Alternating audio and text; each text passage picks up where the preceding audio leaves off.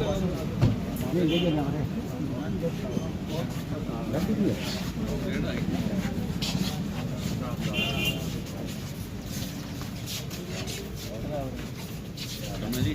वो कह रहे हैं खाने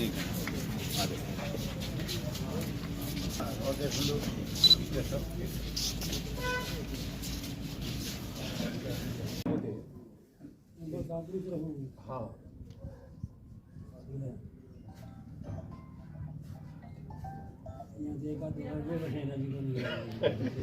चलो आपको फर्ज है अगला बस लड़का ना ना क्या दिन में बन क्यों उठाड़े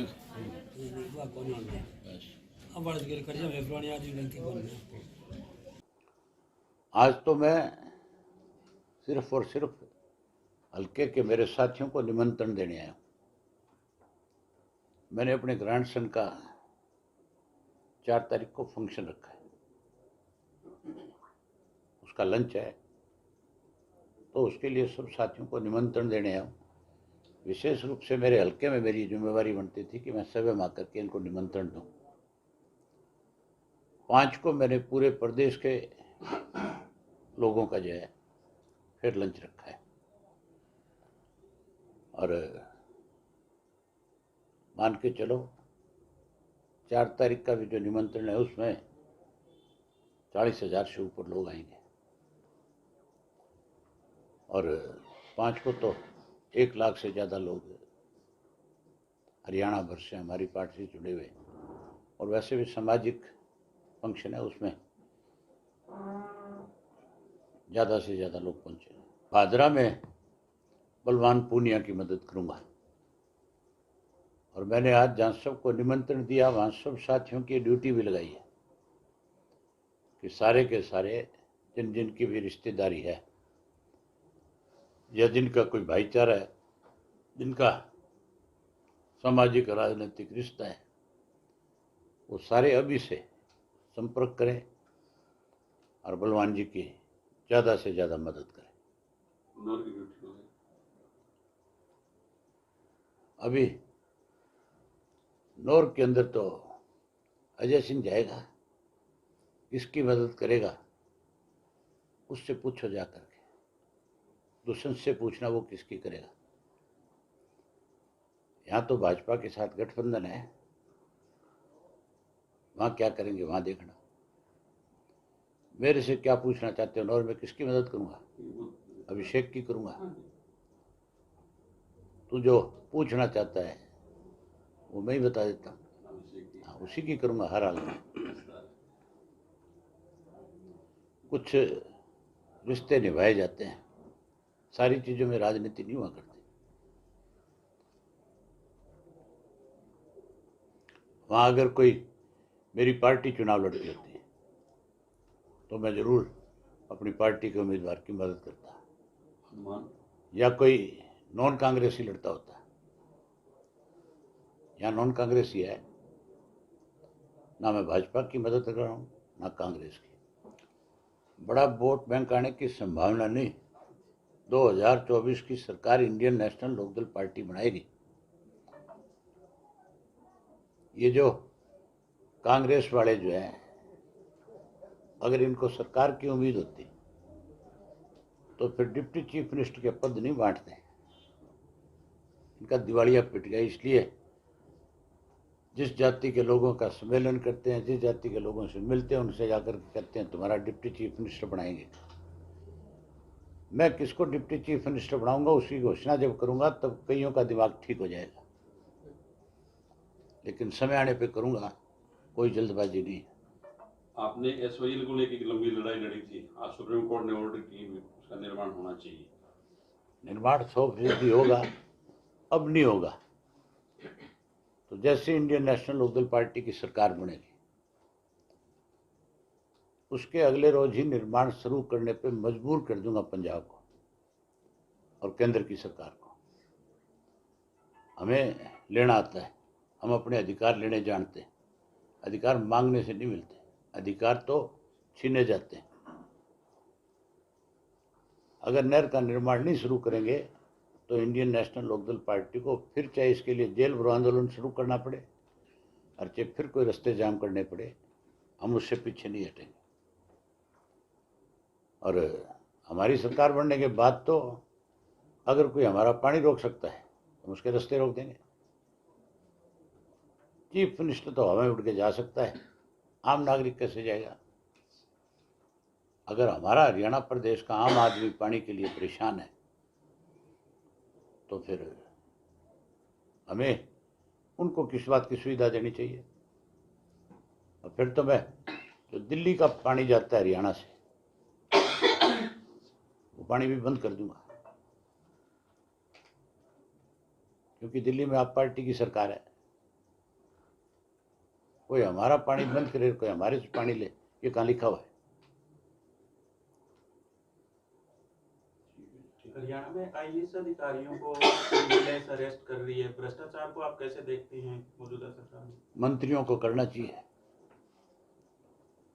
सारे मंत्री भ्रष्ट हैं। हमने विधानसभा में उनके ऊपर आरोप लगाए खुल करके, उनकी जांच होनी चाहिए विजिलेंस की। कोई एक दो नाम सर?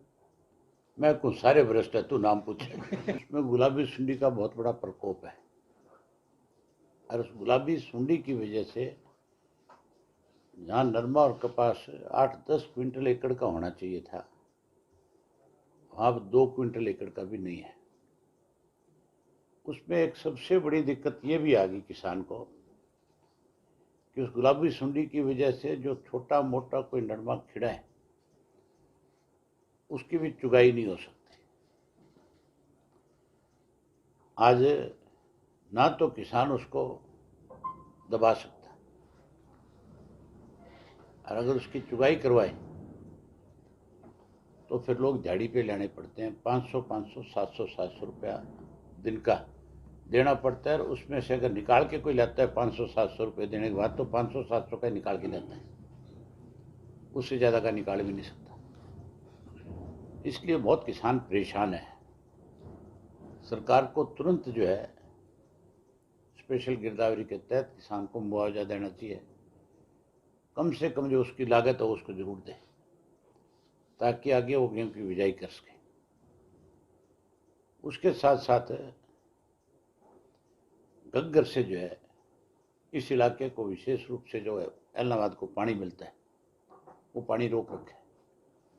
उसकी वजह से भी किसान की सरसों की बिजाई नहीं हो रही, वो भी एक बड़ी समस्या है।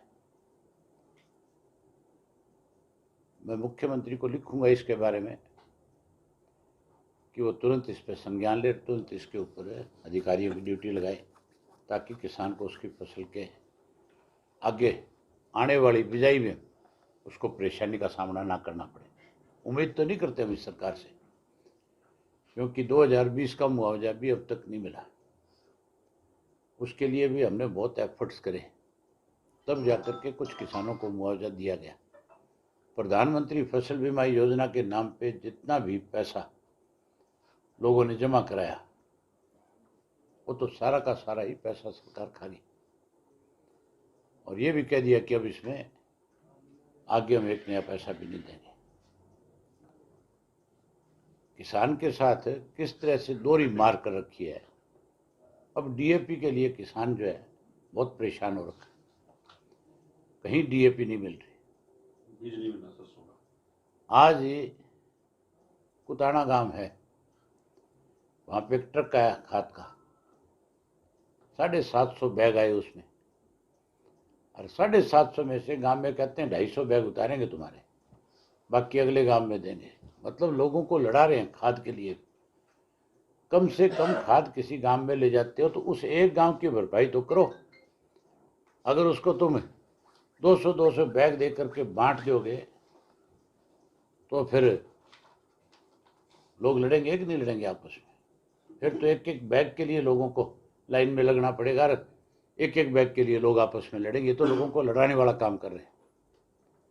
बजाय इसके ये करने के किसान को खाद जो है पूरी दे, और उसके साथ डीएपी के साथ जो 250, 300, 400 रुपये की और भी कुछ ये केमिकल वगैरह दे रहे हैं, वो बंद किया जाए तुरंत। और जिनको दे दिया उनको उनका पैसा दिया जाए।